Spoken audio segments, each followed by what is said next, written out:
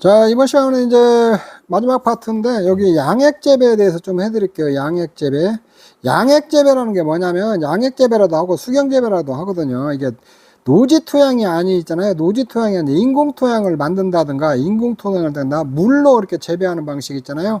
요걸 갖다 양액재배라고 그래요. 인공토양을 만들어가지고, 인공토양에다가 영양분들, 필수원소 같은 거 다 넣는다든가, 이렇게 해서 재배를 한다든가, 하우스 같은 데에서. 그 다음에 물 있잖아요. 물에다가 필수원소 같은 거 이렇게 투입시켜 가지고 있잖아요. 물에 담근다든가 뭐 물을 갖다가 흘려낸다, 물을 뿌려준다든가 요런 게 재배하는 걸 갖다가 양액재배라고 하거든요. 이쪽에 있는데 양액재배라도 하고 수경재배라도 하고 해요. 엄밀한 의미에서는 인공토양에다 이렇게 재배하고 이런 것들을 갖다 그 양액재배라고 이게 물로 재배하는 것들 있잖아요. 수경재배라고 이렇게 하는데 이걸 포괄을 해가지고 그냥 포괄을 해서 양액재배라고 해요. 이쪽에 있는데 양액재배는 수경재배도 이렇게 포함해서 같이 이렇게 양액재배라고 다 하고 있어요. 이쪽에 정의할 때게 그렇게 조금 이해를 하시면 될 것 같아요. 자, 이렇게 쭉 보면 이제 여러분 밑에 보면은 고형 배지 있잖아요. 흙 대신에 이용하는 거예요. 흙 대신에 피트모스, 펄라이트, 뭐 버미큘라이트, 암명, 경석, 톱밥, 자갈, 모래 이런 것들 갖다가 고형 배지 있잖아요. 고체로 된 것들을 이용해서 된 것을 고형 배지 재배 방식이라고 하거든요. 흑대에 사는 거. 그 다음에 NF라고 순환식 수경이나 다맥 수경, 이거나, 그 다음에 분무경, 물 같은 거 뿌려주고 이런 것들을 갖다 수경 재배라고 이렇게 하거든요. 근데 양액 재배는 이런 거 수경 재배도 포함해서 다 양액 재배라고 한다. 이렇게 조금 이해를 하시면 될 것 같아요. 그래서 뭐 보편적으로 흙 대신에 사용하는 거 있잖아요. 이걸 갖다가 수경재배라도 하고 양액재배라도 하거든요. 근데 양액재배는 수경재배도 포함하고 있다. 이렇게 조금 이해를 하시면 될 것 같아요. 자, 양액재배의 장단점 있잖아요. 요런 것들이 시험에 잘 나와요. 장점은 토양을 사용하지 않기 때문에 연작이 가능하고 시설재배에서 연작장애를 피할 수가 있다는 거예요. 자동화와 기계화로 규모 확대가 가능하고 기업적인 경영을 할 수가 있고 청경재배가 가능하고 친환경재배로도 가능하다는 거예요. 기후와 관계없이 안정적인 수확이 가능하며 동일한 환경에서 연속재배를 할 수 있다는 거예요. 오염지, 바위섬, 사막 등 장소와 관계없이 재배가 가능하다는 거예요. 요거는 요렇게 그 인공토양으로 해가지고 하우스 시설에서 이렇게 재배를 하면 되니까 뭐 어디 위치와 지역에 관계없이 이렇게 재배할 수 있다는 장점이 있다는 거예요. 단점은 기계와 자동화로 인해 초기 시설비가 많이 든다는 거예요. 그리고 양의 그 완충능이 낮아 환경에 민감하게 반응한다는 거예요. 자, 완충능이 뭐냐면은 외부로부터 작용해 그 영향을 완화시키는 성질, 즉 환경이나 조건이 변화해도 자신이 잘 변하지 않는 능력 있잖아요. 이걸 완충능이라고 그래요. 그래서 우리가 이제 사람으로 따지면 완충능 있잖아요. 우리가 피부 같은데 이렇게 뭘로 흙힌다든가 이렇게 피나고 그러면은 나중에 그게 아물어가지고 자동으로 딱지지고 이렇게 하잖아요. 다 낫고 그러잖아요. 자동으로. 그런 게 이제 완충능이라고 생각하시면 돼요. 이 식물에서도 완충은 환경이나 조건이 변화해도 자신은 잘 변하지 않는 능력 있잖아요. 요걸 갖다 완충능이라고 하는데 양액재배 했을 때는 이 완충 능력이 굉장히 거의 없다고 보시면 돼요. 완충능이 없어갖고 환경에 민감하게 반응한다는 거예요. 저게. 토양에 비해서 완충능이 낮아 유해물질 농도가 이렇게 증가할 수 있다는 거예요. 순환식 양액재배에서는 식물 병형군의 오염 속도가 빠르다는 거예요. 이렇게 이제 그러니까 이게 그 노지의 토양에 비해서 인공 토양들 있잖아요. 이런 것들은 식물 병균이나 오염 속도가 좀 빠르다는 거 이쪽에 있는데. 자, 그 다음에 이제 양액재배의 그 종류를 좀 살펴보면 고형 배지형 양액재배 방식. 이거는 고형은 고체라고 보시면 되거든요. 이게 토양 대신에 있잖아요. 토양 대신에 인공 토양 있잖아요. 인공 토양 만들어서 이렇게 재배하는 거 있잖아요. 토양에다 재배하는 거. 요걸 갖다 고형 배지형이라고 보시면 돼요. 이쪽에 있는데. 여기 이제 가공 배지형이 있고 천연 배지형이 있거든요. 배지라는 것은 요렇게 영양분이죠. 쉽게 말하면 그 배지가 뭐냐면은 우리가 이렇게 쉽게 말하면 왕개 같은 거 있죠. 벼 껍질 같은 거, 그런 걸로 같은 걸로 쓸 때게 그 벼 껍질을 숙성시켜가지고 다 소독한 다음에 영양분 같은 거 보충해 놓은 거 있잖아요. 그런 것들 갖다 배지라고 그러거든요. 배지. 이제 가공 배지용으로 쓰는 게 펄라이트하고 암면하고 버미큘라이트하고 폴리우레탄 등이 있거든요. 이쪽에 있는데 쉽게 말해서 이게 무기물이에요. 무기물. 이런 거, 무기물. 이 가공해서 쓰는 거. 천연 배제형이라는 것은 이게 유기물인데 천연에 있는 거 있잖아요. 우리가 있는 거 그대로 갖다 쓰는 걸 천연 배제형이라고 하거든. 왕겨 같은 거, 대표적 왕겨. 왕겨가 뭐냐면 벼 껍질 같은 거 있잖아요. 요런 것들. 벼 껍질 같은 거 다 소독해가지고 거기다 영양분 넣는 걸 배지라고 하거든요. 배지해서 이렇게 사용하거든요. 코코넛 같은 거, 자갈, 모래, 피트모스 같은 거 있잖아요. 요런 거를 갖다가 천연 배제형이라고 한다. 여기서 이제 여기 천연 배제형을 전부 다 유기물이라고 하면 안 되겠네요. 이쪽에 자갈이나 모래 있잖아요. 자갈이나 모래 이런 것들은 무기물이죠, 무기물. 어쩌게 피트모스는 유기물이에요, 유기물. 피트모스가 유기물이라는 거. 자, 무기물하고 유기물의 차이는, 무기물은 탄소가 포함 안 돼가지고 불에 안 타는 거예요. 유기물은 탄소가 포함되고 불에 타는 거 있잖아요. 이런 것들을 갖다 유기물이라고 하거든요. 여기서 천연 배제형에서 왕겨나 코코넛 있잖아요. 피트모스 같은 거 유기물이고, 자갈이나 모래는 이게 무기물이다. 이렇게 여러분들이 이해를 하시면 될 것 같아요.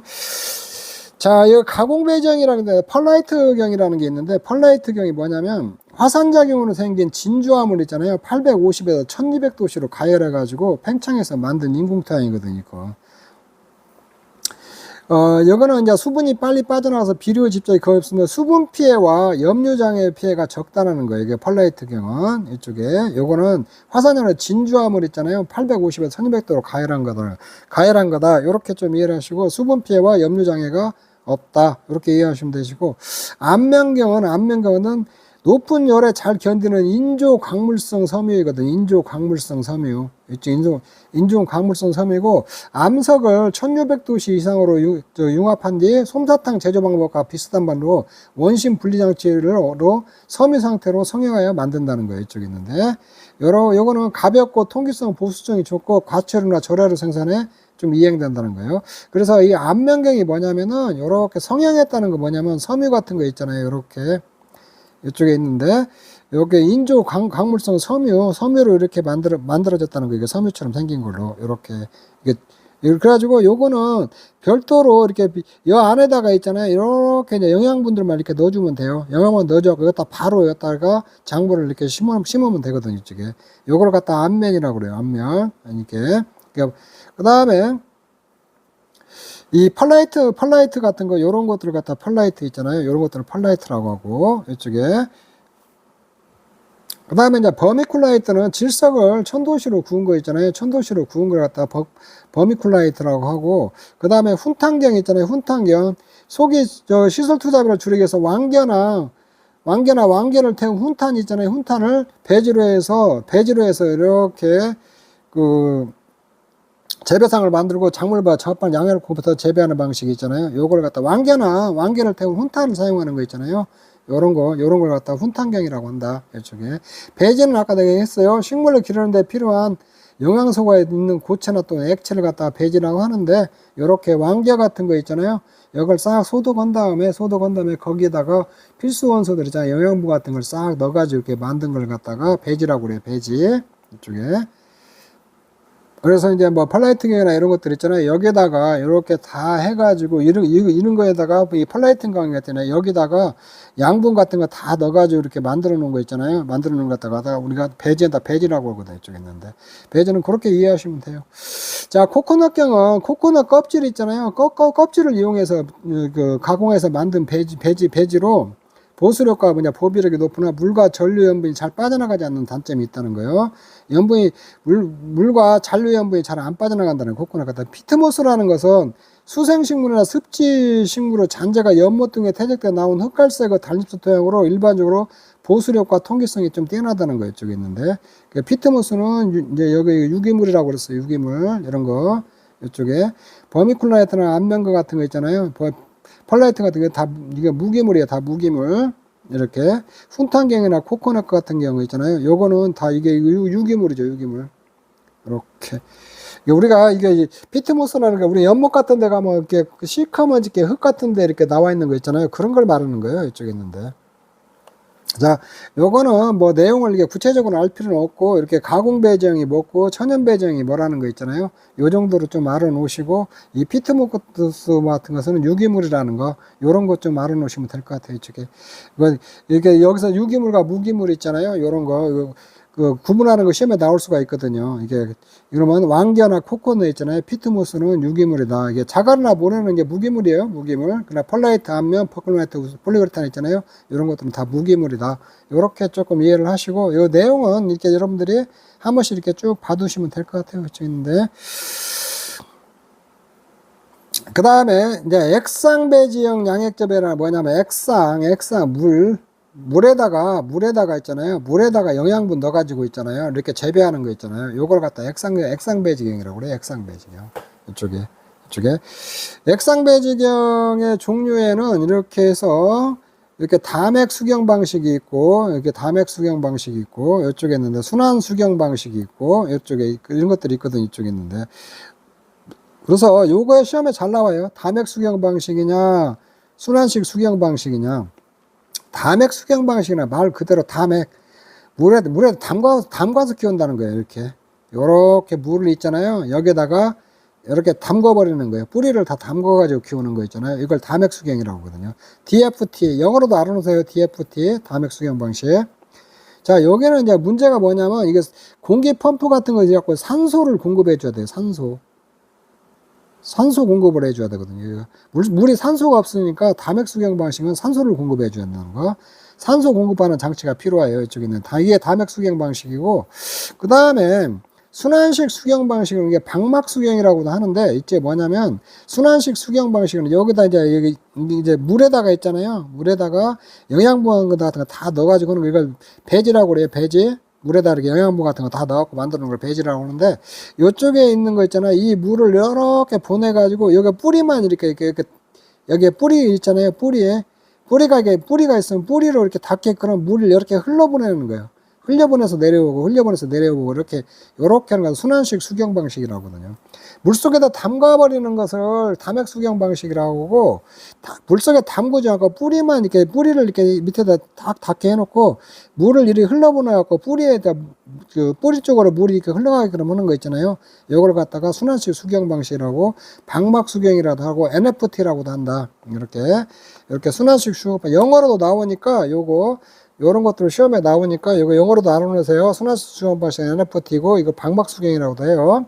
이쪽에 담액 수경을 DFT라고 하고, 이게 물속에 담가버리는 거. 요걸 갖다가 액상배정이라고 그래요. 액상배정. 이쪽에. 그 다음에 순환식 수경 방식의 장점은 뭐냐면 타 방식은 시설비가 저렴하고 설치가 간단하다는 거고, 중량이 가면서 널리 뽑는 양기점이라는 방식이고, 요거 산소 부족이 없다는 거예요. 밑에는 그 담액 수경은 산소가 부족하니까 펌프로 산소를 넣어줘야 되는데, 순환식 수경 방식은 산소 부족이 없다는 거고, 순환식 수경 방식의 단점은 뭐냐면 고온기에 양액 온도가 너무 높다는 거예요. 이쪽에 요게 좀 단점이다. 이런 것도 좀 알아놓으세요. 기상배지형 양액재배 방식은 뭐냐, 뿌리는 거예요. 양액을 갖다가 뿌리에다 뿌려갖고 재배하는 거 있잖아요. 요걸 기상배지형이라고 하거든요. 요게 분무경, 식물의 뿌리를 베든 내 공기 중에 매달아 양액을 분사해서 식물을 재배하는 방식이거든요. 이쪽에 있는데, 요렇게 식물의 뿌리를 이렇게 놓아두고, 여기다 양액 같은 거 있잖아요. 양액. 물에다가 영양분 다 탄 거 있잖아요. 필수원소나 탄 거 갖다 뿌려주는 거 있잖아요. 뿌려주는 방식을 갖다가 이게 갖다가 분무경이라고 하거든요. 분무수경이라는 것은 양액을 이렇게 뿌리기는 뿌리는데 일부 있잖아요. 뿌리 일부가 물에 이렇게 잠깐 잠가 놓는 거예요. 물에 양액을 뿌리에 분무하는 한편 동시에 베드 밑부분에 약간의 양액을 저장시켜서 뿌리의 일부를 담가서 재배하는 방식 있잖아요. 요걸 분무수경이라고 수기경이라고도 이제 하거든요. 이게 분무경과 수경은 이게 절충 방식이다. 요렇게 뿌리는 거하고 그다음에 물에서 담가서 키우는 거 있잖아요. 그걸 절충한 방식이다. 요렇게 조금 이해를 하시면 될 것 같아요. 자, 요런 것들 이게 종류가 좀 시험에 좀 나와요. 이쪽에 있는데. 그 다음에 기출문제만 보면 고형 배지를 사용하지 않고 베드 바닥에 일정한 기울기를 만들어 흘려보내는 방식이 있잖아요.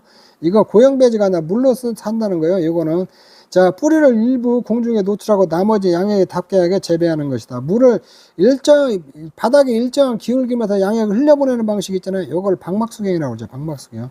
순환식 수경 방식이고 NFT라고도 해요. 자, 요렇게 찾아내면 돼요. 요렇게 시험이 요런 식으로 나와요. 이쪽에 있는데. 자, 수경재배 원수 좋고, 수경재배 하는데 물에다 담가서 키우는 건데, 물로 키우는 거 있잖아요. 요건데, 원수라는 것은 영양분 넣기 전에 물의 조건이거든요. 어떤 물로 키워야 되냐. 이게 pH 농도 있잖아요. 요거는 산도가 7, 중성에 가깝고, 전기 전도도라는 게 한마디로 말하면 염류 농도예요. 염도 농도. 전기 전도도는 2C라고 하는데, 이건 염류 농도예요. 무기온 농도가 가급적 낮은 것이 좋다는 거예요. 이렇게 전기전도 염류 농도가 낮은 것이 좋다는 거예요.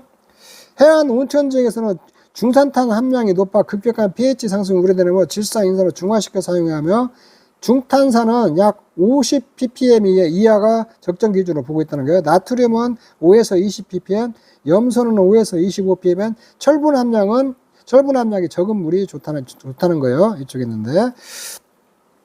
이게 중탄산이라는 건 뭐냐면 중탄산, 이산화탄소가 물을 만나면 탄산이 되거든요. 탄산. 탄산이 있잖아요. 탄산이 나중에 분해되면 수소이온과 중산탄 이온으로 이렇게 분해가 되거든요. 이쪽에 있는데. 그래서 이렇게 탄산이 분해될 때 수소하고 이게 중탄산이 나오는데 이렇게 있는데 이게 수소이온이 많아지고 이게 산성화돼요. 토양이 산성화되고 물이나 이런 것들이 산성화돼요. 중산탄이 많으면 뭐가 되냐면은 염기성이 돼요. 염기화 되거든요. 이쪽에 있는데. 그래서 이런 게 산성이나 염기성, 이게 물도 산성이나 염기성은 안 좋거든요. 이게 중성이 이게 좋거든요. 이쪽에 있는데.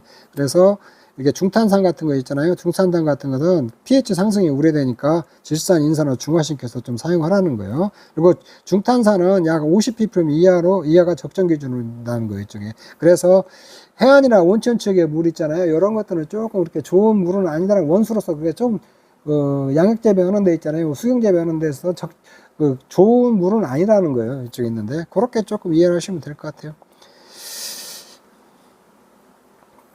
자, 고설재배라는 게 뭐냐면 하우스 시설 같은 데서 있잖아요. 이렇게 땅으로부터 일정 이상 띄워서 재배하는 방식으로 주로 딸기에서 접목되어 있어서 딸기 같은 거 재배할 때는 하는 건데 하우스에서 이렇게 땅에서 조금 띄워갖고 재배하는 거 있잖아요. 이걸 고설재배라고 하거든요.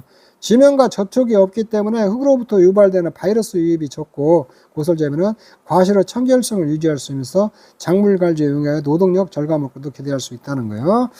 바이러스 유입이 적고 과실의 청결성을 좀 유지할 수 있다. 고설재배를 하면. 그리고 고설재배는 딸기 같은 데서 많이 재배하고 있다. 이렇게 이해하시면 될 것 같아요.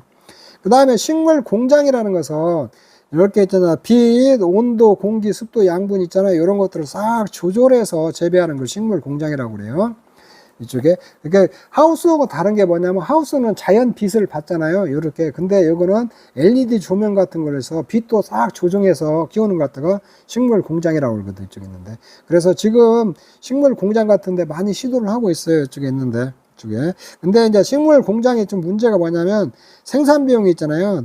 비용이 비싸다는 거예요. 그러니까 유지하고 관리하고 뭐 전기세도 많이 나오고 그런 단점이 있다는 거 이렇게 조금 알아놓으시고 자, 기출문제를 보면 수경재배에 사용한 가능한 원수는 철분 함량이 낮아야 된다고 그랬죠. 나트륨 염소 함량은 보통 5에서 25 ppm 정도 있어야 되고 산도가 이게 중성에 가까워야죠. 중탄산 함량은 50 ppm 이하가 좋다고 그랬죠. 이쪽에 이렇게 100 ppm 이상은 이게 좀 안 좋다는 거예요. 중탄산이 많다는 것은 염기가 된다는 거예요. 염기성이라는 게 많다는 거예요. 이쪽에 있는데. 그래서 이런 문제 같은 거 다른 거 몰라도 제가 이것도 보통 작물을 재배하는 산도 있잖아요. 이건 중성이 좋아요. 중성. 답이 이거다고 탁 찍으면 돼요. 그러니까 여러분들이 이제 문제를 보다 보면은 이런 문제들이 많아요. 내용을 다 몰라도 풀 수 있는 문제들이 많이 있거든요. 이렇게 상식적인 거로 딱 찍어주면 돼요. 여기 있는데. 담액 수경에 관한 특징에 관한 설명으로 옳은 것은 요거 담액 수경에 물에 담궈버리는 거예요. 물에다 담그는 거. 이렇게 물에다가 담그러니까 산소 공급 장치가 있어야죠.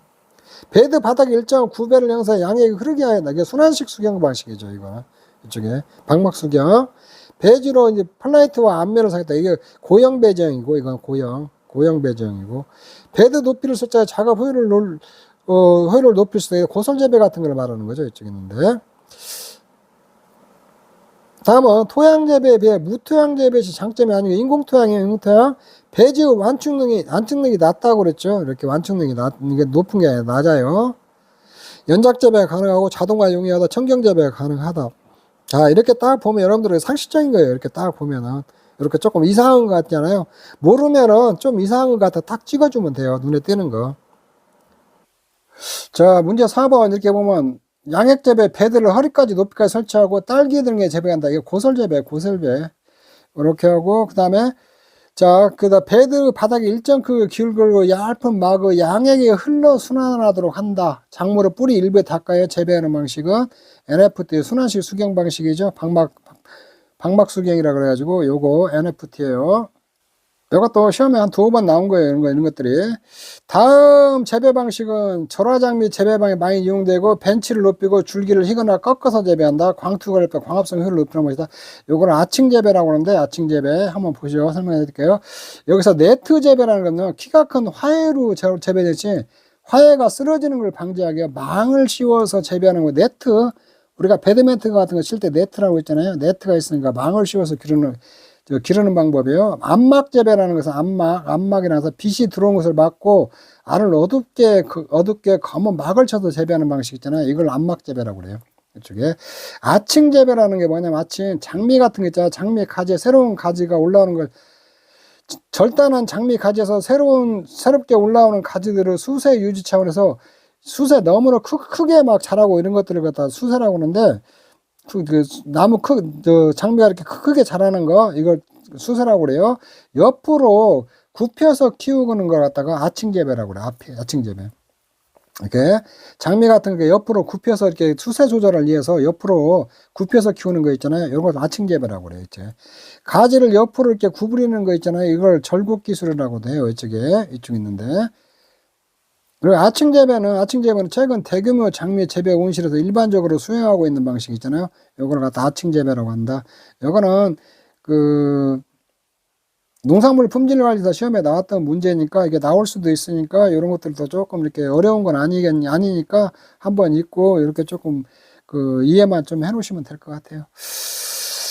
자, 여기까지 해서 재배학 쭉 살펴봤는데 여러분들이 이제 모든 공부를 할 때에 처음 하시는 분들은 다 공부가 다 어려운 거예요. 뭔 말인가 하고. 근데 강의 처음부터 끝까지 쭉 한번 듣고 이렇게 보면은 좀 이해하고 한두 번 보면은 어느 정도 다 풀 수 있을 거예요. 그렇게 그리고 기본적으로 60점, 70점 이상은 맞을 수 있으니까 제가 지금 강의한 것들만 쭉 따르고 그 교재를 공부하시면은 70점 이상은 무난히 맞아요. 무난히 많고 요즘 이제 시험 추세가 점점 더 기본적인 것들을 이해하고 원리를 이해하고 있느냐 이런 것들을 많이 물어보거든요. 그런 것만 이해하면은 그 보기 같은 거 보고 금방 찾아낼 수 있거든요, 답을. 그러니까 전반적으로 암기 또 해야 될 것은 암기를 하셔야 돼요. 암기를 해야 될 것은 좀 장애식물, 단일식물 이런 것들 있잖아요. 이런 것들이나 꼭 암기해야 될 거 있어요. 작물의 분류 같은 거. 이런 거는 필수 원소 같은 거, 이런 것들은 좀 여러분들이 암기를 하셔야겠죠. 근데